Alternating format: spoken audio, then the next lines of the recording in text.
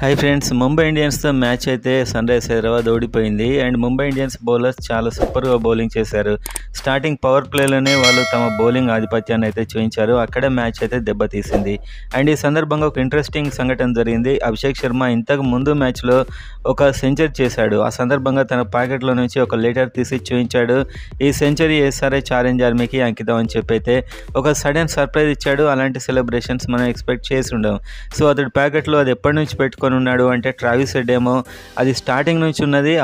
ఆరు మ్యాచ్లు వెయిట్ చేశాడు, లాస్ట్కి అయితే బయటికి తీశాడు అన్నాడు. కానీ అభిషేక్ శర్మ మాత్రం అదే రోజు రాశానని చెప్పి డిఫరెంట్ స్టేట్మెంట్స్ ఇచ్చారు.